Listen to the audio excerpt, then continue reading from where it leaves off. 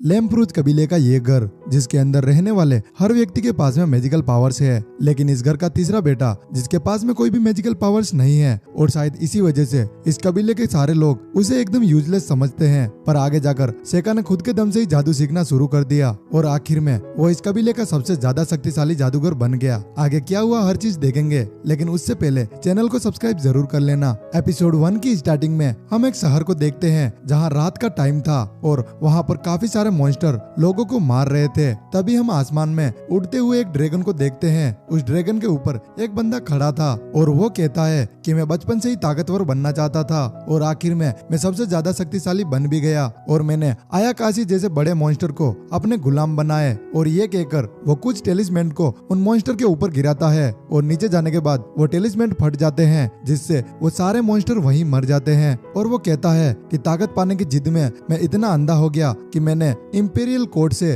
दुश्मनी मोल ले ली और अब वो लोग मुझे जिंदा नहीं छोड़ेंगे। और नेक्स्ट सीन में हम उसी आदमी को देखते हैं जिसका घर पूरी तरह से तबाह हो चुका था और उसके सामने एक लड़की खड़ी थी जो कि रो रही होती है और वो उस लड़की से कहता है कि इसमें तुम्हारी कोई गलती नहीं है, कोर्ट ने मुझे धोखा दिया है, मेरे फेवरेट स्टूडेंट से ही मुझे मरवा दिया। और वो अब एक टेलिस्मेंट निकालता है और वो कसम खाकर कहता है कि इस बार मैं अच्छा नहीं कर पाया, लेकिन अगली बार मैं बहुत अच्छा करूंगा अपने अगले जन्म में। और ये कहकर उसकी मौत हो जाती है। अब नेक्स्ट सीन में हम हमारा मेन कैरेक्टर सेका को देखते हैं जिसके डैड एक जादू कर रहे थे। वो जानना चाहते थे कि सेका के अंदर कोई भी मैजिकल पावर्स है या फिर नहीं, और थोड़ी देर बाद उन्हें पता चल जाता है कि सेका के अंदर कोई भी मैजिकल पावर्स नहीं है। और तभी सेका का बड़ा भाई जिसका नाम ग्लाय होता है वो जोर जोर से हंसने लग जाता है और वो कहता है कि तुम तो एकदम यूजलेस निकले, तुम्हारे अंदर कोई भी मैजिकल पावर्स नहीं है। और तभी सेका के डैड कहते हैं कि ये रस्म यहीं खत्म होती है, हमें पता चल गया कि सेका के पास में कोई भी मैजिकल पावर्स नहीं है। और तभी हमें एक कहानी बताई जाती है कि इस दुनिया में इंसान और मॉन्स्टर्स एक साथ में रहते हैं और जादू सच में होता है। और जिस घर में सेका रहता है ये जादूगरों का बहुत ही अहम हिस्सा है और इसे लैम्प्रूज कबीले का घर कहते हैं। और सेका का जन्म इस कबीले के तीसरे बेटे के रूप में हुआ है और सेका को ये भी पता है कि उसकी माँ दासी थी और उनके पास में भी कोई भी मैजिकल पावर्स नहीं थी। और सेका अपने मन को तसल्ली देते हुए कहता है कि इससे कोई फर्क नहीं पड़ता हमारे शरीर के अंदर जादू है या फिर नहीं, लेकिन एक रूहानी शक्ति जरूर होती है। अब नेक्स्ट सीन में हम सेका को देखते हैं जो कि कुछ पत्तियों को लेकर बाहर आया था और वो कहता है कि पेपर बहुत महंगे आते हैं, इसीलिए मैं इन पत्तियों से ट्राई करूंगा। अब सेका एक मंत्र पढ़ने लग जाता है और थोड़ी देर बाद उन पत्तों में से कुछ कौवे निकलते हैं तो कुछ चूहे। और सेका कहता है अब मेरा लीफ शिकिगामी पूरा हो गया। लेकिन थोड़ी देर बाद ग्लाय वहाँ पर आ जाता है और सेका को डांटते हुए कहता है कि तुम यहाँ पर क्या कर रहे हो, और वो अपने पैर से कुछ मिट्टी सेका पर गिरा देता है और सेका का कॉलर पकड़ के उसे एक गुस्सा मारने ही वाला था। लेकिन तभी सेका ने जो कौवे बनाए थे वो कौवे ग्लाय पर हमला कर देते हैं और उसके थोड़ी देर बाद उनका तीसरा भाई लुफ्ट वहाँ पर आ जाता है और वो ग्लाय से कहता है कि क्या तुम ठीक हो। तो ग्लाय कहता है कि मुझे थोड़ी सी चोट आई है और फिर लुफ्ट ग्लाय को लेकर वहाँ से चला जाता है। अब सेका सोचता है कि अजीब बात है, उन कौवों ने मुझ पर हमला क्यों नहीं किया। अब नेक्स्ट सीन में हम सेका को देखते हैं जो कि आज पूरे 7 साल का हो चुका था और आज उसका जन्मदिन भी था, लेकिन वो एक दासी का बेटा है इसलिए उसका बर्थडे कोई भी सेलिब्रेट नहीं करता। और वो काफी दुखी होकर कहता है कि ज्यादातर लोग मुझे इसी दिन अकेला छोड़कर चले जाते हैं, लेकिन इस तजुर्बे से मैं बहुत कुछ सीखा हूँ। और तभी हम देखते हैं कि सेका खुद से ही कुछ कागज को बनाता है और अपने रूम में आने के बाद वो उन कागज से कुछ टेलिस्मेंट को बनाता है जिससे वो मैजिक की प्रैक्टिस कर सके। अब थोड़ी देर बाद वो अपने जैकेट को ढूंढने लग जाता है, लेकिन उसे अपना जैकेट कहीं भी नहीं मिलता। और तभी उसके दरवाजे पर एक दासी आती है जिसका नाम यीफा होता है और वो सेका को अपना जैकेट दिखाती है और कहती है कि ये मुझे झाड़ियों में पड़ा मिला। अब सेका उसे थैंक यू बोलता है, लेकिन तभी ग्लाय वहाँ पर आ जाता है और वो यीफा को डांटते हुए कहता है कि तुम काम क्यों नहीं कर रही हो। तो यीफा उससे माफी मांगती है और ग्लाय सेका को ताना मारते हुए कहता है कि तुम्हारी जिंदगी कितनी अच्छी है, तुम्हें कोई भी जादू नहीं आता और पढ़ाई की भी इतनी टेंशन नहीं होती। मुझे देख लो, मैं एक बहुत ही फेमस स्कूल में जाने वाला हूँ जिसका नाम लोडेनिया अकेडमी है और वहाँ पर काफी सारे बड़े बड़े जादूगर जादू जादू सीख कर आए हैं। मैं वहाँ बहुत जल्द जाने वाला हूँ, लेकिन तुम वहाँ पर जाने की बिल्कुल भी मत सोचना, क्योंकि तुम्हारे जैसे लोगों की वहाँ पर कोई भी जरूरत नहीं है। अब ग्लाय और कुछ कहने ही वाला था, तभी उनके डैड वहाँ पर आ जाते हैं और वो ग्लाय से कहते हैं कि मैंने तुमसे वादा किया था कि मैं तुम्हें जादू सिखाऊंगा, तो चलो मेरे पीछे आओ। अब वो तीनों वहाँ से जाने ही वाले थे, लेकिन तभी सेका अपने डैड से कहता है कि क्या मैं भी आपके साथ आ सकता हूँ, और सेका के डैड उसे भी अपने साथ ले जाते हैं। अब नेक्स्ट सीन में हम उन्हें एक दूसरी जगह पर देखते हैं, जहाँ पर उन तीनों लड़कों के सामने अलग अलग टारगेट थे और उन टारगेट को अपनी मैजिकल पावर से टारगेट करना था। और सबसे पहले लुफ्ट अपने मैजिकल पावर से अपने टारगेट को हिट करता है और उसके डैड उसे शाबाशी देते हैं। अब अगली बारी ग्लाय की थी और ग्लाय भी अपने मैजिक से एक फायर बॉल निकालता है और अपने टारगेट पर हिट कर देता है। अब उसके डैड उसे भी शाबाशी देते हैं और ग्लाय सेका को ताना मारते हुए कहता है कि जरा तुम भी ट्राई करके देखो, मुझे पता है तुमसे ये नहीं होगा, लेकिन फिर भी तुम ट्राई कर सकते हो। और तभी लुफ्ट ग्लाय के पास में आता है और वो कहता है कि तुम इसे चिढ़ाना बंद करो, क्योंकि उसे काफी ज्यादा बुरा लगता है कि ग्लाय सेका को परेशान करता है। लेकिन सेका लुफ्ट से कहता है कि मैं भी एक बार ट्राई करके देखूंगा, और उसके बाद वो ग्लाय से वो छड़ी लेता है और एक मंत्र पढ़ने के बाद एक ब्लू कलर की फायर बॉल निकालता है, जिससे वो फायर करता है तो उस टारगेट के साथ साथ वो टेबल भी टूट जाता है। और ये सब देखकर वो सभी लोग काफी ज्यादा शॉक हो जाते हैं। अब ग्लाय को काफी ज्यादा जलन होने लग जाती है और वो कहता है कि एक ब्लू कलर की फायर बॉल ये हो ही नहीं सकता, शायद मेरा थोड़ा सा पावर उस छड़ी में रह गया होगा, इसलिए ऐसा हुआ। और तभी उनके डैड ग्लाय से कहते हैं कि कुछ लोग जादू के साथ पैदा नहीं होते, फिर भी वो लोग जादू कर सकते हैं, और ये भी कहा जाता है कि उनके जादू से अक्सर लो का कलर बदल जाता है। और तभी सेका अपने डैड से कहता है कि डैड प्लीज क्या आप मुझे भी जादू सिखा सकते हैं, तो उसके डैड मना कर देते हैं और वो कहते हैं कि जो जादू के साथ पैदा होता है जादू उसी पर अच्छा लगता है, और वो कहते हैं कि तुम्हें जादू सीखने की कोई जरूरत नहीं, मैं तुम्हारे लिए एक टीचर रखने वाला हूँ, तुम पढ़ाई पर ध्यान दो। अब नेक्स्ट सीन में हमें पता चलता है कि काफी दिन गुजर चुके हैं और लुफ्ट और ग्लाय काफी दिनों से मैजिक की प्रैक्टिस करते हैं, लेकिन सेका अपने टेलिस्मेंट की मदद से उन दोनों की प्रैक्टिस को रोज देखता है और वो भी ट्राई करता है। और इस चीज के बारे में उसके डैड को भी पता था कि ये चोरी छिपे जादू सीखने की कोशिश कर रहा है, लेकिन फिर भी वो उसे कुछ नहीं कहते। अब ऐसे ही दिन और महीने बीतते गए और सेका अब 11 साल का हो चुका है और वो अपनी पुरानी कहानी बताता है। वो बताता है कि मैंने पिछले जन्म में कई सारे अयाकाशीस को हराया है और उन्हें सील किया, अपने लिए लड़ने को उनको मजबूर कर दिया। सील किया मतलब दूसरे जहाज में भेज दिया, ये दूसरा जहाज दूसरी दुनिया जैसा ही है। और तभी सेका कहता है कि मैं उस जहाज का दरवाजा बना सकता हूँ, और शायद हो सकता है कि पहला अयाकाशीस मेरे लिए उतना खतरनाक नहीं होगा, तो मैं पहले एक अयाकाशीस को बुलाऊंगा और उसके बाद वो एक टेलिस्मेंट को फेंकता है, जिससे एक दरवाजा बन जाता है और उसके बाद उसके अंदर से एक लड़की निकलती है जिसका नाम यूकी होता है। अब सेका उससे पूछता है कि तुम इतनी छोटी कैसे हो गई, तुम तो असल में एक औरत थी। अब यूकी सेका को हारुयोशी कहती है और उससे लिपट जाती है और कहती है कि मैं दूसरी दुनिया में आई हूँ, इसलिए शायद मेरी उम्र छोटी हो गई है। अब यूकी सेका से कहती है कि मैं यहाँ आ ही गई हूँ, तो अब तुम जो बोलोगे वो मैं करूंगी। लेकिन सेका कहता है कि इसकी कोई जरूरत नहीं, तुम वापिस चली जाओ। लेकिन यूकी अपने शरीर को छोटे साइज में कर लेती है और वो कहती है कि मैं अपनी दूसरी दुनिया से बोर हो चुकी हूँ और अब मैं तुम्हारे साथ यहीं पे रहूंगी। अब नेक्स्ट सीन में हम ग्लाय को देखते हैं जो कि ईफा को डांट रहा होता है, क्योंकि ईफा ने अभी पानी का जग गिरा दिया था। और ग्लाय ईफा से कहता है इस काम की कीमत तुम्हें चुकानी होगी, तुम आज रात मेरे कमरे में आ जाना। और ये बात सेका पास ही खड़ा सुन रहा था और वो पास में जाकर कहता है कि जो कहना है जल्दी बोलो, मुझे ईफा से कुछ जरूरी काम है। और ये सुनकर ग्लाय को काफी ज्यादा गुस्सा आता है, तो वो सेका को एक पंच मारने ही वाला था, लेकिन सेका उस पंच से बच जाता है और ग्लाय शर्मिंदा होकर वहाँ से चला जाता है। अब सेका ईफा से कहता है कि तुम्हें उसके कमरे में जाने की कोई जरूरत नहीं। नेक्स्ट सीन में वो दोनों एक पेड़ के पास में होते हैं जहाँ उन्हें एक जानवर पड़ा हुआ दिखता है और ईफा उसे ठीक करने की कोशिश कर रही थी। और तभी सेका कहता है कि मुझे लगता है कि ये एक मॉन्स्टर है, और ईफा बताती है कि उसके ऊपर कौओं ने हमला किया है, क्या हम इसे बचा सकते हैं। तो सेका अपना एक टेलिस्मेंट बाहर निकालता है और वो उस मॉन्स्टर को ठीक कर देता है। और ये देखकर ईफा काफी ज्यादा खुश होती है और वो कहती है कि तुम्हें हीलिंग मैजिक भी आता है,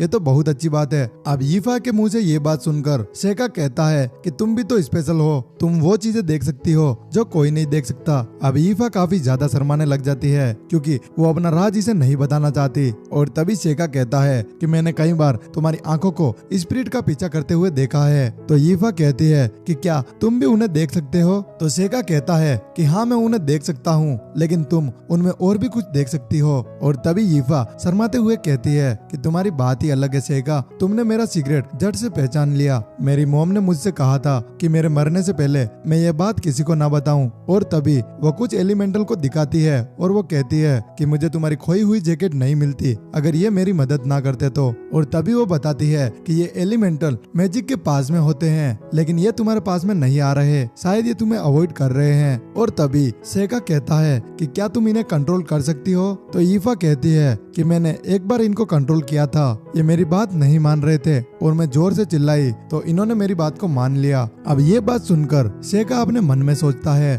कि वो उसकी बात सुनते हैं, ये बहुत ही बड़ी बात है। पिछले जन्म में बागे किड्स लोमड़ियां हिटोडोमो स्पिरिट को कमांड देती थी, मुझे लगा ये कैस्टर भी यही करेगा, तो मैं रिसर्च में डूब गया था, पर मुझसे ये हुआ नहीं। पर मुझे उम्मीद थी कि कोई ना कोई मुझे मिलेगा जिसमें वो हुनर होगा, लेकिन उम्मीद नहीं थी कि वो इतना जल्दी मिल जाएगा। अब सेका ईफा से कहता है कि क्या तुम जादू करना चाहोगी? और तभी ईफा कहती है कि मैं जादू करना तो चाहती हूँ, लेकिन पता है मेरे अंदर जादुई शक्तियाँ बिल्कुल भी नहीं है। अब ये बात सुनकर सेका अपने टेलिस्मेंट से एक एलिमेंट को बुलाता है। अब ईफा ये देखकर पूछती है कि आखिर ये क्या है? तो सेका कहता है कि ये एक एलिमेंटल है और ये तुम्हें बिल्कुल भी नुकसान नहीं पहुंचाएगा। और अब सेका ईफा से कहता है कि तुम इसे गायब करके दिखाओ, इसे तुम अपने विल्ड एलिमेंटल की तरह ही समझो। अब ईफा कोशिश करती है और प्यार से उस एलिमेंटल को वहां से जाने के लिए कहती है। और काफी देर कहने के बाद ईफा को गुस्सा आ जाता है तो वो जोर से चिल्लाने लग जाती है, जिससे वो वहां से गायब हो जाता है। और अब सेका अपने मन में सोचता है कि ये अभी थोड़ी सी कमजोर है, लेकिन आगे जाकर ये पावरफुल बन सकती है। और अब सेका उससे कहता है कि बीच बीच में मैं तुम्हें ट्रेनिंग देने के लिए आता रहूंगा।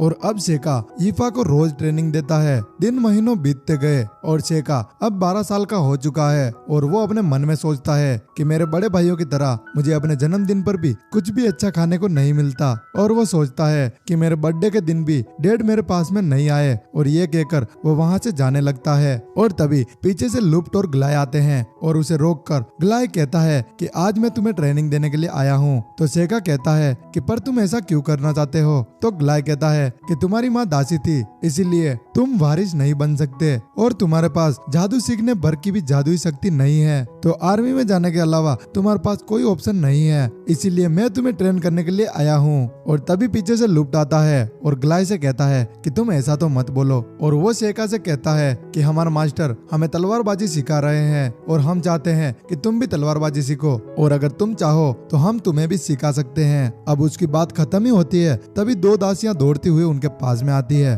और वो कहती है कि शहर में एक बहुत ही बड़ा मॉन्स्टर घुस आया है और आपके डैड ने उस पर एक जादू करके उसे जंगल में भगा दिया है, लेकिन हमें लगता है वो यहाँ पर आ जाएगा। और थोड़ी देर बाद वो मॉन्स्टर उनके कबीले के बाहर आ जाता है और वो सभी लोग उसे खिड़की से देख लेते हैं। अब ग्लाय की फटके चौसट हो जाती है और वो वहाँ से भागने लग जाता है। और लुप्ट कहता है कि तुम सभी लोग खिड़कियां बंद कर दो और कहीं जाकर छुप जाओ, लेकिन सेका उस मॉन्स्टर के पास दौड़ते हुए जाने लग जाता है। और तभी हम उस मॉन्स्टर को देखते हैं जिसके सामने ईफा और एक दासी और खड़ी थी और वो मॉन्स्टर उन्हें बस खाने ही वाला था। और तभी सेका देखता है कि हिटोडोमा ने उन दोनों को बचा लिया और उसे पता चल जाता है कि ये सब कुछ ईफा ने ही किया है, क्योंकि हिटोडोमा खुद की मर्जी से नहीं चलता, उसे ईफा ने ही बुलाया होगा। और अब सेका उस मॉन्स्टर को अपने पास बुलाने लग जाता है और वो उस कबीले के एकदम सामने आ जाता है जहाँ से कबीले के सारे लोग उसे देख सकते हैं। और सेका एक मैजिक करता है जिससे पॉइजन ओलिफ्लेम डालता है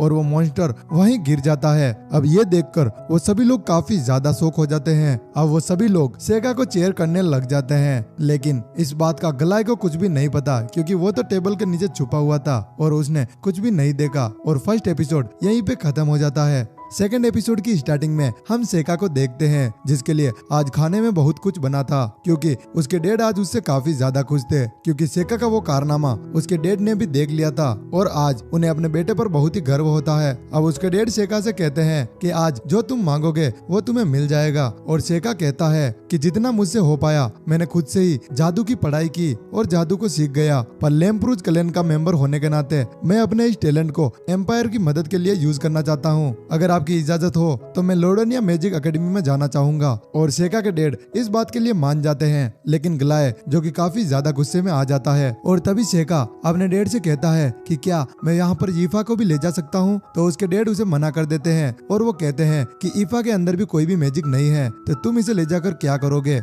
और ईफा ये सुनकर काफी ज्यादा शौक हो जाती है। अब सेका अपने डैड से कहता है कि मैं आपको दिखाता हूँ, और वो ईफा को कहता है कि इस छड़ी की मदद से जितना बड़ा हो सके फायर ब्लास्ट करो। और ईफा भी अपनी पूरी कोशिश करती है, क्योंकि वो भी सेका के साथ में उस एकेडमी में जाना चाहती है। अब ईफा एक मंत्र पढ़ने के बाद एक बहुत ही बड़ा फायर ब्लास्ट करती है, और इसे देखकर वहाँ पर जितने भी लोग मौजूद थे वो काफी ज्यादा शौक में आ जाते हैं। और तभी ग्लाय कहता है कि ये इम्पॉसिबल है, क्योंकि ये मिड रैंक का जादू है। और अब सेका के डैड ईफा को उसके साथ जाने की अनुमति दे देते हैं, और ये सुनकर ग्लाय भड़क जाता है कि आप ऐसा सोच भी कैसे सकते हैं। लेम्प्रूज क्लैन में ऐसा कभी नहीं हुआ कि घर के दो बेटे एक लाइन पर चले। आपको पता है कि मैं उस एकेडमी में जाने वाला हूँ, तो आप एक दासी के बेटे को एकेडमी में कैसे भेज सकते हैं। और तभी उनके डैड कहते हैं कि मुझे पता है कि ये हमारे उसूलों के खिलाफ है, इसीलिए मैं अपने दोनों बेटों को एकेडमी में नहीं भेजूंगा। मैं सिर्फ सेका को एकेडमी में भेजूंगा और तुम आर्मी की तैयारी करोगे, क्योंकि मैंने तुम्हें बहुत टाइम दिया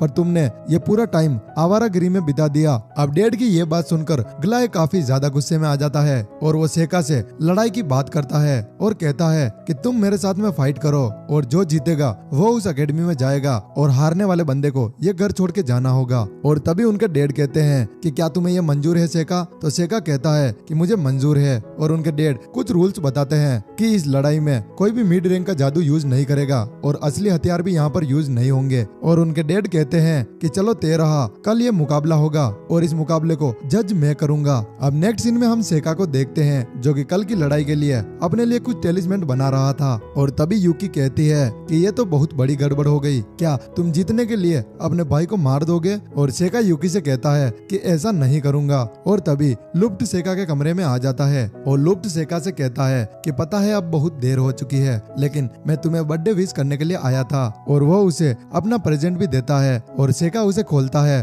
तो उसे पता चलता है कि इसके अंदर एक ग्लास पेन है। अब लुप्ट कहता है कि तुम्हें पढ़ाई लिखाई का बहुत शौक है, और इसीलिए तुम्हारे पास में कोई भी पेन ज्यादा दिन तक नहीं टिकता, और ये ग्लास पेन तुम्हारे बहुत काम आएगा। अब लुप्ट काफी ज्यादा इमोशनल हो जाता है, और वो सेका से कहता है कि मुझे माफ कर देना सेका, मैं तुम्हें कभी समझ ही नहीं पाया कि मैं तुमसे बात करूं तो कैसे। और आज मुझे ये देखकर बहुत खुशी हो रही है कि तुम कितने बड़े और काबिल हो चुके हो। मुझे गर्व है कि मैं तुम्हारा भाई हूँ। और लुप्ट कल की लड़ाई के बारे में बात करता है, और वो कहता है कि कल तुम ग्लाय से थोड़ा सा नरमी से पेश आना, मुझे यकीन है कि वो अपना सबक सीख लेगा। और लुफ्ट सेका को बेस्ट ऑफ लक बोलकर वहाँ से चला जाता है। अब सेका अपने भाई के दिए पेन को निहार ही रहा था, तभी उसे खिड़की की तरफ कुछ दिखाई देता है, और वो खिड़की में आता है तो उसे पता चलता है कि नीचे ग्लाय खड़ा है, और वो उससे फाइट करना चाहता है, क्योंकि उसे अपने डैड के नियम पसंद नहीं आए, और वो मैजिक के साथ ही सेका से फाइट करना चाहता है। और इस बात के लिए सेका भी मान जाता है, और अब ग्लाय सेका के ऊपर फायर बॉल से हमला करता है, लेकिन सेका को कुछ भी नहीं होता, और वो मिड रैंक के ऊपर के जादू को यूज करता है, और उससे भी सेका को कुछ भी नहीं होता। अब ग्लाय सारे मैजिक को यूज कर चुका था, लेकिन उसे पता चल गया कि सेका को कुछ भी नहीं हो सकता, और सेका अपना एक टेलिस्मेंट निकालता है और वो ग्लाय के ऊपर मैजिक कर देता है, जिससे ग्लाय का हाथ टूटने की हालत में हो जाता है, और ग्लाय सेका से माफी मांगता है। और तभी हमें पता चलता है कि सेका इस मिशन के लिए पिछले 6 महीने से तैयारी कर रहा है। और तभी सेका कहता है कि मुझे पहले से ही पता था कि इस शहर में कौन कौन से मॉन्स्टर रहते हैं, इसीलिए मैंने बोन्स को बुलाकर न्यूट नाम के मॉन्स्टर को बुलाया, जिसे हराकर मैं सभी लोगों के सामने कूल बन गया, और इसी तरह मेरा मिशन सक्सेसफुल हो गया। और तभी यूकी कहती है कि इस काम को तुम आसानी से कर सकते थे, लेकिन फिर भी तुमने इतना लंबा रास्ता क्यों चुना। तो सेका कहता है कि शायद तुम भूल चुकी हो, मैंने पिछले जन्म में काफी सारे खतरनाक काम किए, लेकिन इस बार मैं किसी को अपना पावर बताना नहीं चाहता और मैं बस चालाक बनना चाहता हूँ। अब नेक्स्ट सीन में हम यीफा और सेका को देखते हैं जो कि लोडोनिया एकेडमी में पढ़ने के लिए जाने ही वाले थे और उनके सामने लुफ्ट खड़ा हुआ था और वो कहता है कि डैड तो नहीं आ पाए, लेकिन उन्होंने एक संदेश भेजा है कि तुम खूब पढ़ाई करना। और ये कहने के बाद वो यीफा से कहता है कि तुम सेका का ख्याल रखना और वो कहता है कि तुम्हारी हालत इतनी खराब क्यों है, सेका ने पढ़ाई करने के लिए कहा था क्या। और तभी सेका कहता है कि लोडोनिया एकेडमी में एडमिशन कराने के लिए हमें एंट्रेंस एग्जाम पास करना होगा और उसके लिए पढ़ना तो बहुत ही ज्यादा जरूरी है। और तभी लुफ्ट कहता है कि यहाँ से तुम्हें लोडोनिया पहुँचने में पूरे 7 दिन का समय लगेगा। तो सेगा कहता है कि इस बीच हम पढ़ाई करेंगे। और ये सुनकर यीफा काफी ज्यादा घबरा जाती है और अब थोड़ी देर के बाद वो एकेडमी के लिए निकल जाते हैं। अब रास्ते में चलते हुए सेका यीफा को एक लॉकेट देता है और कहता है कि जरा इसे पहन कर देखो। और यीफा उसे पहनने के बाद काफी ज्यादा खुश होती है और वो कहती है कि मैं इसे कभी भी नहीं उतारूंगी। और तभी सेका बताता है कि इस लॉकेट में वो सभी पत्थर हैं जो कि एलिमेंट को अपने पास बुलाते हैं। और तभी सेका अपने मन में सोचता है कि ईफा का अगला मकसद होगा एलिमेंट जादू की ज्यादा से ज्यादा प्रैक्टिस करना, और अगर ये मजबूत हो गई तो मेरा काम हो जाएगा। अब चलते हुए काफी देर हो चुकी थी और सेका को अब घुटन होने लग जाती है क्योंकि उसे सफर करना बिल्कुल भी अच्छा नहीं लगता और शायद इसी वजह से वो बीमार होने ही वाला था। और तभी ईफा कहती है कि बस हम पहुंचने ही वाले हैं। अब नेक्स्ट सीन में हम सेका के डैड को देखते हैं जो कि उसे ही याद कर रहे थे और उन्हें वो दिन याद आता है जब एक अनजान औरत सेका को उसके हाथ में छोड़ गई। उसे लगा था कि ये उसके छोटे भाई गिलबर्ट का बेटा है, बिल्कुल ही अलग था। उसे एडवेंचर पसंद था। वो ग्रेजुएट होते ही एक एडवेंचरर बन गया और अचानक ही वो मॉन्स्टर के इलाके में पहुंच गया और वो गायब हो गया। और फिर वो सेका के बारे में सोचते हैं कि सेका की आंखें और बाल काले हैं और उसके डैड को लगता है कि शायद हो सकता है कि ये मेरे छोटे भाई गिलबर्ट और मॉन्स्टर का बच्चा है। पर साइका के अंदर बिल्कुल भी माना नहीं था और इसीलिए वो थोड़े से शांत हो गए। पर जैसे ही उन्होंने सेका को ब्लू फायरबॉल यूज करते हुए देखा और उन्होंने उस मर्ड मॉन्स्टर को करीब से देखा और अब उन्हें बहुत ही बुरा लगा था क्योंकि उन्होंने ग्लाय को एकेडमी में नहीं भेजा। और वो सोचते हैं कि अगर मैं साइका को मिलिट्री में भेज देता तो ये और भी खतरनाक हो जाता क्योंकि अब उसका माहौल ही तय करेगा कि वो डीमन किंग बनेगा या फिर हीरो। और उन्होंने एक बार गिलबर्ट से सुना था कि लोडोनिया एकेडमी एक बहुत ही अच्छी एकेडमी है और इसी भरोसे उन्होंने सेका को एकेडमी में भेजा है। अब नेक्स्ट सीन में हम सेका को देखते हैं जो कि एकेडमी में आ चुका है और वो ईफा से कहता है कि ये मेरा कमरा है, तुम्हारा कमरा आगे है। पर ईफा के मन में कुछ और ही चल रहा था और वो सेका से कहती है कि रात में मैं यहाँ पर आ सकती हूँ, लेकिन साइका उसके इशारे समझ नहीं पाता और वो सोचता है कि शायद ये अपने रात के डिनर के लिए परेशान हो रही होगी, लेकिन सेका उसे मना कर देता है क्योंकि वो अभी खाना खाने की हालत में नहीं था। और तभी ईफा उससे नाराज होकर बाहर चली जाती है। अब उसके जाते ही यूकी भड़क जाती है और वो कहती है कि एक नौकरानी की इतनी हिम्मत कि वो उससे 100 गुना ताकतवर मालिक से प्यार की उम्मीद करे। लेकिन सेका को यूकी की बातें भी समझ नहीं आती तो यूकी कहती है कि वो लड़की तुम्हें फंसाना चाहती है, लेकिन सेका इस बात पर भी ज्यादा ध्यान नहीं देता। अब नेक्स्ट सीन में हम उन्हें देखते हैं जहाँ उन्हें एंट्रेंस एग्जाम देने से पहले एक गोले पर हाथ रखना होता है और उससे उनके मैजिक पावर का पता चलता है। अब वहाँ पर खड़े सभी लोगों को पता चलता है कि सेका एक बहुत ही बड़े खानदान से है और यीफा उसकी एक नौकरानी है, तो वो सभी लोग उससे पहले ही इम्प्रेस हो जाते हैं। और तभी उन लोगों को पता चल जाता है कि सेका बिना मैजिक पावर के मैजिक स्कूल में पढ़ने के लिए आया है। सभी लोग उसका मजाक उड़ाने लग जाते हैं और तभी एक लड़की सभी को हटाते हुए वहाँ पर पहुँचती है और वो लड़की जैसे ही उस गोले पर हाथ रखती है वो गोला बहुत तेज चमकने लग जाता है। मतलब इस लड़के के पास में चारों मैजिकल पावर है जो कि बहुत ही रेयर होता है और सेका को उसे देखकर कुछ कुछ होने लग जाता है और वो अचानक से ही उस लड़की को थैंक यू बोल देता है। और इस बात पर वो लड़की भड़क जाती है क्योंकि वो दोनों आज पहली बार ही मिले हैं और वो लड़की सेका को बुरा भला कहने लग जाती है। पर सेका उसे देखता ही जा रहा था क्योंकि इस लड़की की शक्ल उसकी पिछली दुनिया वाली एक स्टूडेंट से मिलती थी जिसने सेका को मारा था। और ये एपिसोड भी यहीं पे खत्म हो जाता है।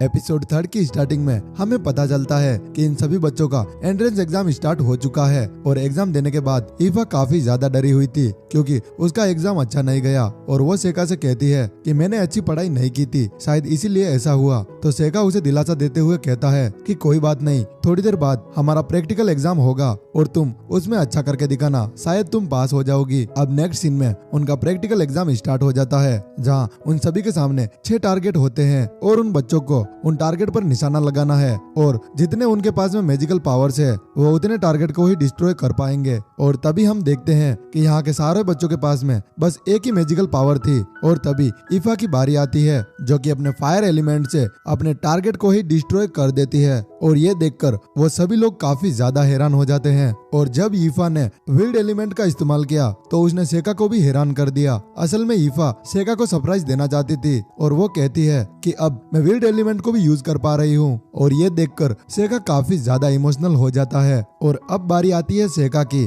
जिसका हर एक मैजिकल स्पेल लोगों को आंखें फाड़ने पर मजबूर कर रहा था। सेका ने वहाँ पर 3 टारगेट को डिस्ट्रॉय कर दिया, लेकिन वो लाइट, डार्क और विल्ड एलिमेंट को छोड़ देता है, क्योंकि अभी सेका उनको अच्छी तरह से जानता नहीं। और प्रैक्टिकल एग्जाम के टीचर काफी ज्यादा शौक में होते हैं, क्योंकि पहले ऐसे स्टूडेंट कभी नहीं आए। और तभी अमू की बारी आती है, जिसने 4 टारगेट को डिस्ट्रॉय कर दिया था। इन टीचर को लगता है कि ये लड़की उस कहानी वाली हीरो है। कहानियों के मुताबिक जब डीमन लॉर्ड फिर से रिवाइव होता है, तब हीरो इंसानों की धरती पर वापिस जन्म लेगी। और नेक्स्ट सीन में हमें पता चलता है कि एंट्रेंस एग्जाम का रिजल्ट आ चुका है, जहां 3rd नंबर पे सेका होता है और 2nd नंबर पे ईफा, जो देख सेका भी काफी ज्यादा हैरान होता है। और 1st नंबर पे वो 4 एलिमेंट यूज करने वाली लड़की होती है, जिसका नाम अमू है। और तभी हमें पता चलता है कि लड़कियों और लड़कों को अलग अलग भाग में डिवाइड कर दिया गया है। और ये देखकर ईफा को काफी ज्यादा बुरा लगता है, क्योंकि वो सेका के साथ में रहना चाहती थी। और तभी सेका को पास में काफी सारे डार्क एलिमेंट्स दिखते हैं। वो पास में देखते हैं तो उन्हें पता चलता है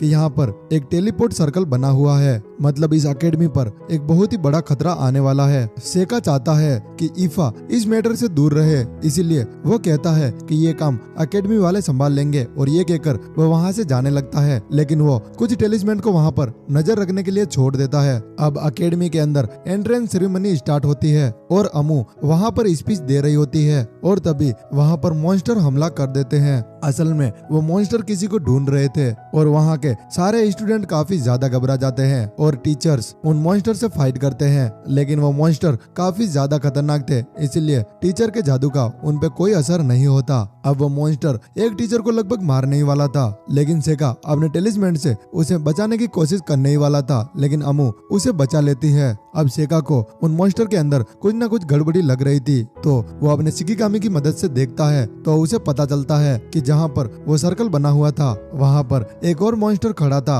और वो इन मॉन्स्टर को कास्ट कर रहा था। और ईफा का ध्यान भटकते ही वो अपने टेलिस्मेंट से वहाँ से गायब हो जाता है और एक पोयम गुनगुनाते हुए उस जंगल में वापिस आ जाता है। वो मॉन्स्टर सेका को एक बच्चा समझकर उसे यहाँ से भगाने की कोशिश करता है, पर सेका वहाँ से नहीं जाता। तो वो मॉन्स्टर अपने कुछ और मॉन्स्टर को बुला लेता है और वो सेका पर हमला कर देता है। और सेका अपने मैजिक का यूज करके एक मॉन्स्टर को वहीं कैद कर लेता है। और अब वो मॉन्स्टर काफी ज्यादा गुस्से में होता है और वो अपने टेलीपोर्ट मैजिक से कुछ तलवारें निकालता है, जिससे वो सेका को घायल कर देता है। और फिर वो मॉन्स्टर एकदम से सेका के पीछे टेलीपोर्ट होकर उसका एक हाथ काट देता है। और सेका उस मॉन्स्टर से पूछता है कि तुम यहाँ पर क्यों आए हो। अब उस मॉन्स्टर को सेका काफी ज्यादा इंटरेस्टिंग लगता है, इसीलिए वो उसे बता देता है कि वो यहाँ पर एक हीरो को ढूंढने के लिए आया है। और वो कहता है कि 12 साल पहले हुई भविष्यवाणी की तरह यहाँ पर एक हीरो को और ज्यादा शक्तिशाली होने से पहले मैं उसे मार दूंगा। और वो मॉन्स्टर अमू की बात कर रहा था और अब वो मॉन्स्टर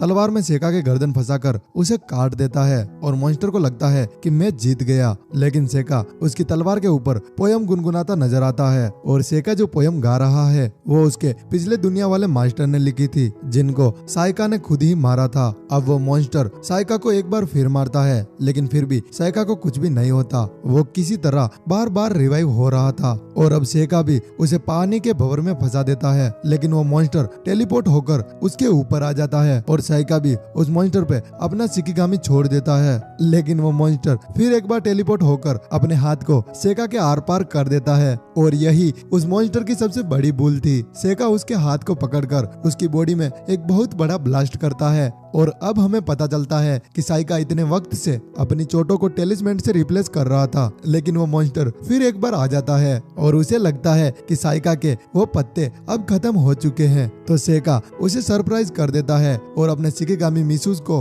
उसके सामने ले आता है और ये देखकर वो मॉन्स्टर काफी ज्यादा घबरा जाता है, क्योंकि उसने ऐसा ड्रैगन तो डीमन किंग के पास भी नहीं देखा। अब सेका अपने ड्रैगन मिसूजी को उसके ऊपर छोड़ देता है और वो ड्रैगन उस मॉन्स्टर को खा जाता है, लेकिन मिसूजी वापस आने की जगह वो वहाँ से भागने लग जाता है और सेका को लगता है कि ये शायद मेरी वीक बॉडी की वजह से हो रहा है और जैसे तैसे वो मिसूजी को वापस भेज देता है। और तभी हमें युकी से पता चलता है कि साइका लड़ाई के दौरान 3-4 बार जानबूझकर मरा ताकि वो अपनी टेक्निक हितोगामा को टेस्ट कर सके। और जैसे ही सेका अकेडमी पहुंचता है तो उसे पता चलता है कि उन सारे मॉन्स्टर को अमू ने हरा दिया है। अब सेका फैसला करता है कि वो अमू से बात करने की कोशिश करेगा ताकि वो उसके पीछे रहकर अपनी ताकत को छुपा सके और आखिर में शायद अमू मारी भी जाएगी और इसका सेका को दुख भी होगा, लेकिन फिर भी वो उस चीज में भी खुशी ढूंढने की कोशिश करेगा। और ये एपिसोड भी यहीं पे खत्म हो जाता है।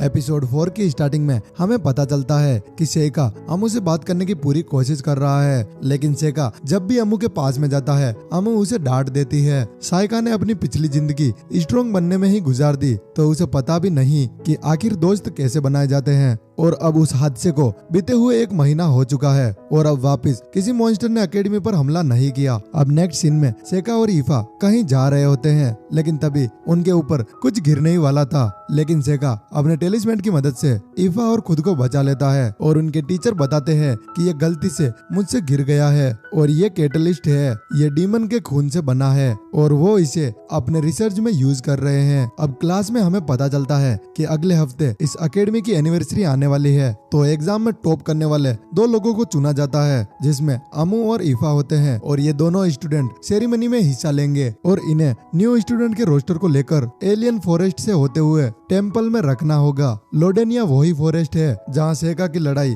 उस मॉन्स्टर से हुई। सेका को इस बात में भी कुछ ना कुछ गड़बड़ी लगती है। वो पूरी क्लास में खड़ा होकर ईफा को पीछे हटने के लिए बोलता है ताकि सेका खुद अमू के साथ उस फॉरेस्ट में जा सके और ईफा भी उसका कहना मान लेती है। और क्लास के बाहर सेका ईफा से माफी भी मांगता है और ईफा को ऐसा लगने लगा था कि शायद सेका अमू को पसंद करता है और सेका भी कह देता है कि मैं अमू को सिर्फ एक दोस्त बनाना चाहता हूँ क्योंकि अमू ताकतवर है। और इस बात पर ईफा कहती है कि मैं भी ताकतवर बन सकती हूँ और वो कहती है कि अब मैं थोड़ी बहुत पावर महसूस करती हूँ और मैं एलिमेंट को कंट्रोल भी कर सकती हूँ। और उसे समझाने के लिए सेका उसे एक ऐसे व्यक्ति को इमेजिन करने के लिए कहता है जो कि काफी ज्यादा शक्तिशाली हो और सारे लोग उससे डरते हैं। असल में वो लड़की अमू है। अब वो दिन भी आ जाता है जब अमू और सेका रोस्टर को लेकर उस जंगल में चले जाते हैं और रास्ते में अमू सेका से कहती है कि तुम मेरे पीछे क्यों पड़े हो जबकि तुम्हारे पास इतनी खूबसूरत नौकरानी है। और सेका उसे बताता है कि हम दोनों के बीच में ऐसा कुछ भी नहीं है, लेकिन सेका को अब समझ आ गया कि अमू को गंदी बातें करना पसंद है और ये सुनकर अमू शर्मा जाती है और उससे उसका सर दर्द होने लग जाता है। और सेका पास में देखता है तो उसे पता चलता है कि वहाँ पर किसी ने सर्कल बनाया हुआ है जो अचानक ही उन दोनों को अपने अंदर खींच लेता है। वो दोनों एक डंजन के अंदर टेलीपोर्ट हो गए थे जहाँ कुछ मॉन्स्टर उनके ऊपर हमला कर देते हैं, लेकिन पलक झपकते ही अमू उनको खत्म कर देती है। लेकिन एक मॉन्स्टर उस अंधेरे में छुपा हुआ था तो वो एकदम से अमू के ऊपर हमला कर देता है और सेका अपने वुडन जेसू से उसके सर को कुचल देता है और अब वो दोनों बाहर निकलने का रास्ता ढूंढने लग जाते हैं। डेंजन में बहुत ही अंधेरा था तो साइका अपने टेलिस्मेन की मदद से वहाँ रोशनी कर देता है और ये देखकर अमू इम्प्रेस हो जाती है और सेका रास्ते भर टेलिस्मेन को चिपकाते चल रहा था ताकि उसकी टेलिस्मेन भी उसका पीछा कर सके। और तभी काफी सारे मॉन्स्टर उनकी तरफ आ जाते हैं और अमू एक मॉन्स्टर का हाथ काट देती है, पर वो मॉन्स्टर अपने दूसरे हाथ से अमू को बहुत दूर फेंक देता है और इसके बाद अमू वहाँ से उठ भी नहीं पा रही थी। और तभी साइका अपने वुडन जेसू से उन सभी मॉन्स्टर को मारने लग जाता है और अमू को प्रोटेक्ट करते हुए उसके पास पहुंच जाता है। और अब जैसे ही अमू बेहोश हो जाती है और तभी सेका अपने दूसरे मॉन्स्टर जायंट को बुला लेता है जो कि एक ही बार में उन सभी मॉन्स्टर को मार देता है। और जैसे ही अमू को होश आता है वो देखती है कि सेका ने यहाँ पर जितने भी मॉन्स्टर मौजूद थे उन सबको खत्म कर दिया है और सेका ने उसकी चोटों को भी सही कर दिया है। लेकिन अभी भी अमू के सर का दर्द ठीक नहीं हुआ था और सेका सोचता है कि जरूर किसी ने अमू को कर्ज कर लिया है। तो साइका वहाँ पर एक बैरियर क्रिएट कर देता है जिसके अंदर वो कर्ज काम नहीं करेगा। और तभी अमू बताती है कि उसका सर दर्द तब शुरू हुआ जब वो इस एकेडमी में पहली बार आई, लेकिन अमू को ऐसा नहीं लगता कि उसके ऊपर किसी ने कर्ज किया है क्योंकि उसकी बॉडी पर कोई निशान नहीं है। तो सेका उसे बताता है कि कुछ जगह ऐसी भी है जहाँ खुद वो नहीं देख सकती और अमू शर्माते हुए अपने शरीर को ढकने लग जाती है। और तभी सेका कहता है कि मैं तुम्हें दिखाने के लिए नहीं बोल रहा हूँ, पर अमू चाहती है कि सेका वो सब कुछ देखे क्योंकि ये बहुत जरूरी है। और अब अमू साइका का मुंह दूसरी तरफ करा के अपने सारे कपड़े उतार देती है, लेकिन उन्हें फिर भी कोई निशान नहीं मिलता और वो पूरे वक्त बैरियर के अंदर भी नहीं रह सकते। तो सेका अमू के कर्ज को टेलिस्मेंट पर रिप्लेस कर देता है और सेका की ऐसी अलग अलग टेक्निक देखकर अमू भी अब काफी ज्यादा कंफ्यूज हो जाती है। लेकिन ये बात छोड़कर अमू फिर से ईफा के बारे में बात करने लग जाती है और वो कहती है कि ऐसा हो ही नहीं सकता कि तुमने अभी तक किस नहीं किया हो। और सेका उसे फिर से समझाता है कि वो एक फैमिली की तरह है। अमू को फिर भी सेका की बातें एक मजाक लग रही थी, तो सेका उसे बता देता है कि वो एक नौकरानी का बेटा है, इसीलिए परिवार में उसकी कोई अहमियत नहीं है, बस इकलौती ईफा ही है जो उसे समझ सकती है। लेकिन सच तो ये है कि सेका इस बार किसी के ऊपर भरोसा नहीं करेगा। और अमू भी कहती है कि मैं भी तुम्हारी तरह अकेली ही हूँ। अमू की माँ गिल्ड ओनर है और उसके फादर एक एडवेंचरर। अमू को बचपन से ही लड़ाई करना बहुत पसंद था, उसको फर्क नहीं पड़ता कि सामने मॉन्स्टर है या फिर ह्यूमन। वो बचपन से ही बिल्कुल अलग थी। एक एडवेंचर के दौरान उसकी पार्टी के सारे लोग मारे गए और अमू मुस्कुराते हुए बचे हुए लोगों को एक और एडवेंचर पर चलने की बात करती है। और वो एक वक्त था जब लोगों ने उससे डरना शुरू कर दिया और इसीलिए वो यहाँ पर आई है और ज्यादा ताकतवर बनने के लिए। और सेका कहता है कि तुम बोरिंग नहीं हो, तुम्हें गंदी बातें करना पसंद है। और ये सुनकर अमू उसके मुंह पर गुस्सा मार देती है। अब नेक्स्ट सीन में वो सारे मॉन्स्टर को मारते हुए डेंजन बॉस के रूम तक पहुँचते हैं जो कि एक नागराज था। और वो दोनों जैसे ही अंदर कदम रखते हैं वो होश में आ जाता है। साइका उसके ऊपर लकड़ी से हमला करता है जिसका असर उस पर नहीं होता, उल्टा वो उसके ऊपर एसिड का हमला कर देता है जिससे साइका बाल बाल बचा था। और साइका उसके मुंह में एक रोड फंसा देता है और अमू अपनी तलवार को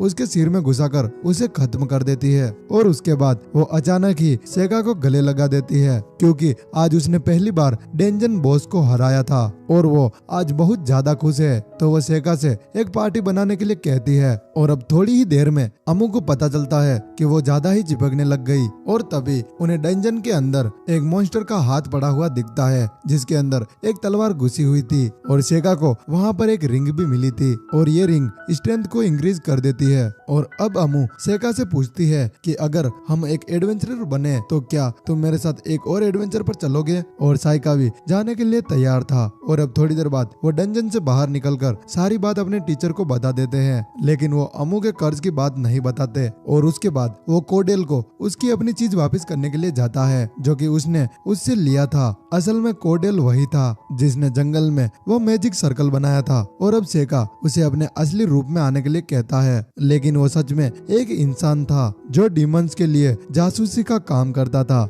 और अब वो सेका को खत्म करने ही वाला था, लेकिन सेका की वो बात उसे हैरान कर देती है कि वो कर्ज के बारे में भी जानता था जो अमू को उस डीमन के खून से लगा था जब अमू ने उस मॉन्स्टर को एंट्रेंस सेरेमनी में मारा था। और वही लगाने का कोडेल ने उन पर भी ट्राई किया था। इस सब चीज का पता सेका को उसके ही मॉन्स्टर से लगता है जिसे अब सेका मारकर और उसके खून से पूरी तरह नहा लेता है। कोडेल पूरी तरह डर चुका था कि इतना डीमन का खून कोई सहन नहीं कर सकता, लेकिन सेका इस कर्ज को उसके ऊपर ट्रांसफर कर लेता है जिससे उसकी बहुत भयानक मौत होती है। और इसके बाद हमें पता चलता है कि सेका को कोडेल का सच उसी बी से पता चला था क्योंकि उसके कपड़ों पर वही फूल के निशान लगे हुए थे जो उस मैजिक सर्कल के पास में पाए जाते हैं। और वापस एकेडमी आने के बाद वो उस रिंग को ईफा को दे देता है। अब डेंजन वाले हादसे के बाद सेका को लगा था वो और अमू अच्छे दोस्त बन चुके हैं, लेकिन अमू फिर उसे इग्नोर कर देती थी। लेकिन उसकी अच्छी दोस्ती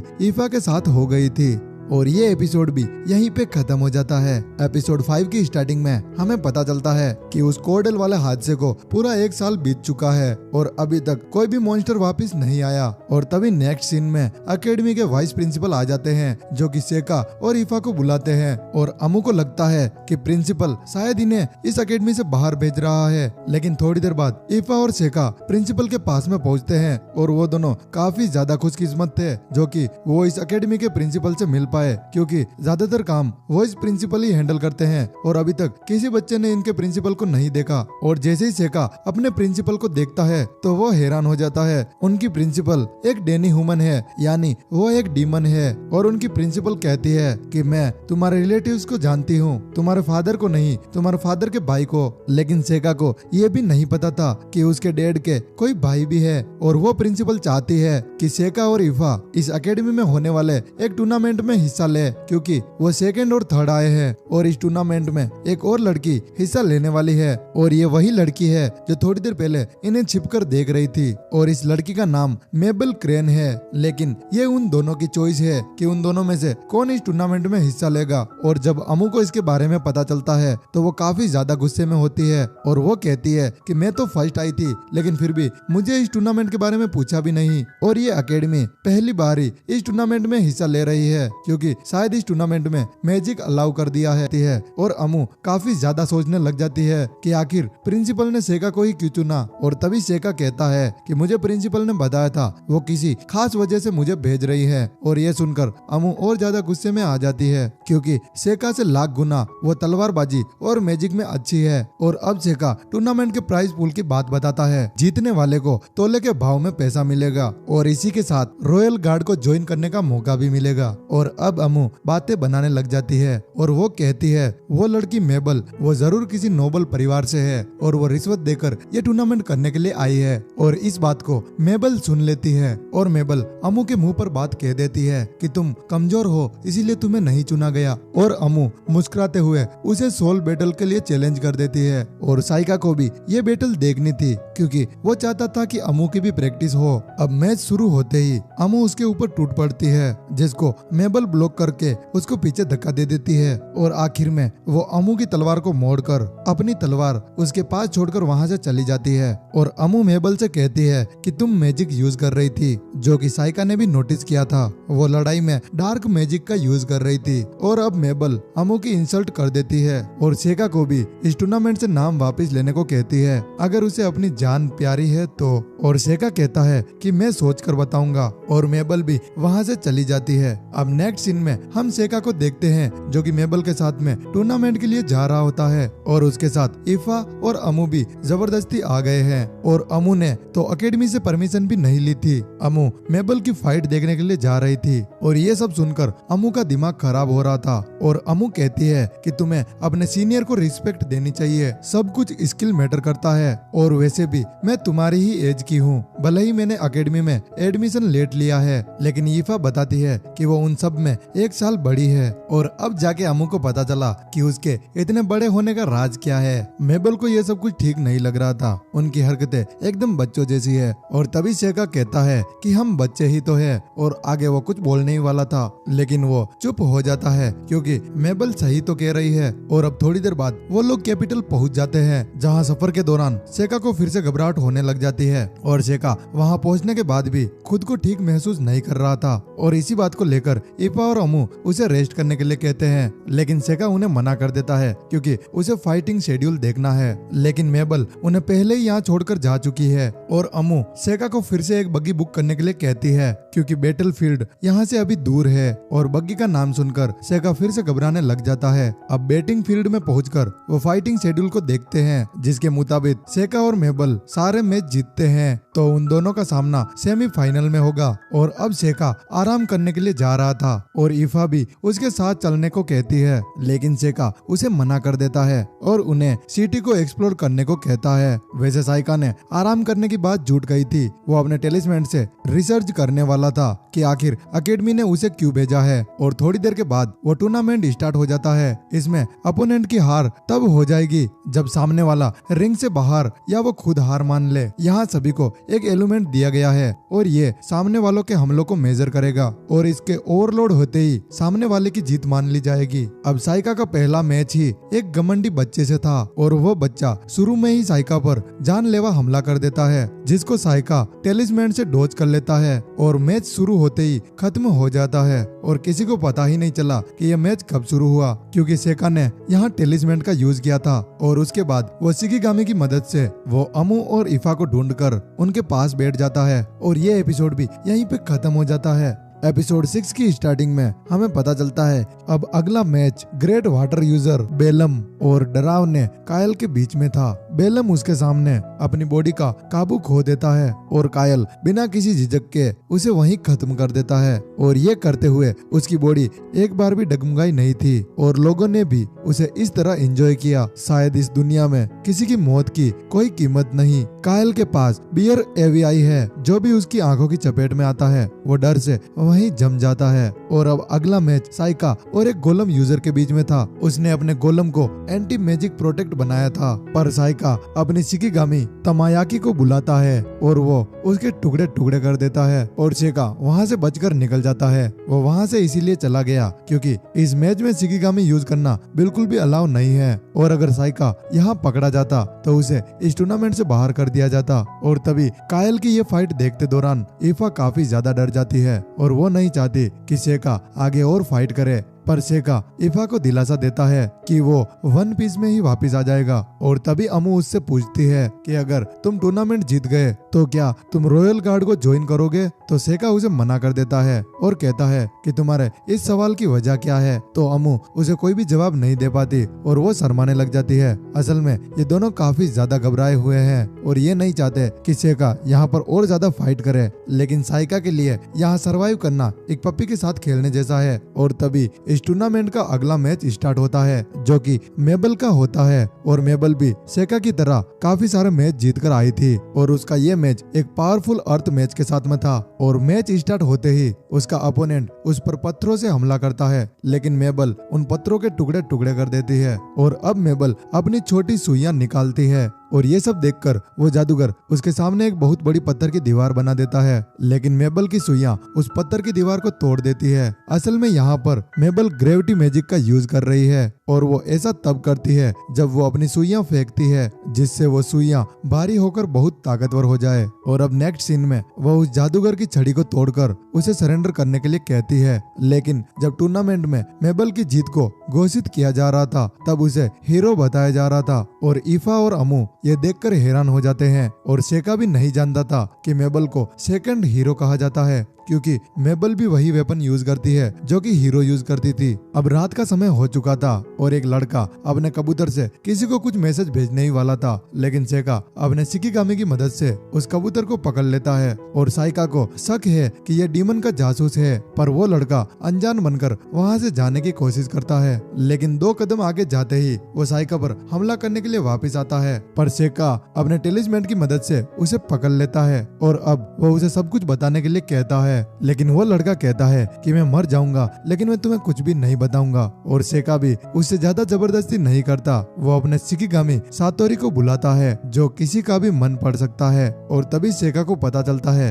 कि इसको किसी फेल नाम के बंदे ने भेजा है ताकि वो मेबल क्रेन यानी हीरो पर नजर रख सके। उन्हें लगता है कि मेबल वही भविष्यवाणी वाली हीरो है क्योंकि वो एक लड़की है और उसके बाल भी लाल है, पर उनका यकीन इतना पक्का इसीलिए है क्योंकि उनके भेजे हुए डीमन और मॉन्स्टर उस अकेडमी से ही गायब हो गए। अब सातोरी का इतना अच्छा इस्तेमाल देखकर उसे एक गिफ्ट देता है, वो उसे उस आदमी को खाने के लिए कहता है और वो उसे खाने के बाद सेका का मन ही पड़ने लग जाता है। और ये देखकर साइका को अपने ही शिकिगामी पर गुस्सा आ जाता है। उसकी शिकिगामी सातोरी को भी बहुत डर लगता है और वो चुपचाप वापस वहाँ से चला जाता है। अब शिकिगामी के जाते ही सेका उस मैसेज को पढ़ने की कोशिश करता है, लेकिन वो कुछ अलग ही लैंग्वेज में लिखा हुआ था, इसीलिए सेका उसे नहीं पढ़ पाता, तो वो उसे जला देता है। और वैसे भी वो अकेडमी वालों का प्लान पहले ही समझ चुका है। वो मेबिल को सबके सामने हीरो दिखाना चाहते हैं ताकि वो असली हीरो को डीमन से छुपा सके। और वैसे भी सेका ने डीमन और जासूस को मार दिया था और इसीलिए डीमंस को असली हीरो का पता ही नहीं है। पर सोचने वाली बात तो यह है कि आखिर मेबल इस सब में राजी क्यों है। सेका का अगला अपोनेंट नेक्रो मैनर यूजर है और सेका उसे एक ही बार में हरा देता है और मेबल भी अपना अगला मैच जीत चुकी थी और अब सेमीफाइनल में वो दोनों एक दूसरे के सामने खड़े थे और मेबल फिर से सेका को धमकाती है और कहती है कि तुम अपना नाम वापस ले लो वरना मैं तुम्हें इस मैच में मार दूंगी। और तभी सेका कहता है कि इन लोगों ने टिकट के पैसे दिए हैं, अगर मैंने हार मान ली तो वो नाराज हो जाएंगे। और अगले सीन में यहाँ राइनस और काइल का मैच स्टार्ट होने वाला था। राइनस उन खास लोगों में आता है जिनमें ये चारों एलिमेंट है और जैसे ही मैच शुरू होता है हमें पता चलता है कि राइनस के पास लाइट एलिमेंट भी है जिससे वो अपनी बॉडी को पूरी तरह कवर कर सकता है और इसी वजह से काइल की आंखों का उस पर कोई भी असर नहीं होता। पर काइल के कदम अब भी नहीं रुकते और वो काइल के ऊपर हर तरह के मैजिक का यूज करता है लेकिन काइल को कुछ भी नहीं होता। असल में यहाँ पर काइल ने अपनी बॉडी को ग्रेविटी मैजिक से कवर कर लिया है और इसीलिए उस पर कोई भी हमले का असर नहीं हो रहा। और अब राइनस परेशान होकर अपनी तलवार से हमला करने के लिए जाता है पर काइल उसकी शैडो को पकड़ लेता है जिससे वो एक ही जगह पर थम जाता है और काइल बस उसे मारने ही वाला था लेकिन उससे पहले ही जज उसकी जीत को घोषित कर देते हैं और इसी तरह राइनस की जान बच जाती है। और अब हमें पता चलता है कि कल आखिरी मैच है, वो भी मेबल और सेका के बीच में। और तभी यूकी सेका से पूछती है कि तुम कल के मैच को हारोगे या फिर जीतोगे, तो सेका उसे बिना जवाब दिए ही सोने की कोशिश करता है तो यूकी उससे चिपक जाती है और तभी सेका को अपने शिकिगामी से पता चलता है कि ऊपर से हमला होने वाला है तो वो यूकी को लेकर तुरंत साइड पर हट जाता है। वो हमला मेबल ने किया था क्योंकि वो सेका को मारने के लिए आई थी और वो दोनों लड़ते हुए खिड़की से नीचे गिर जाते हैं। वो सेका पर अपने डिगर से जानलेवा हमला करता है लेकिन सेका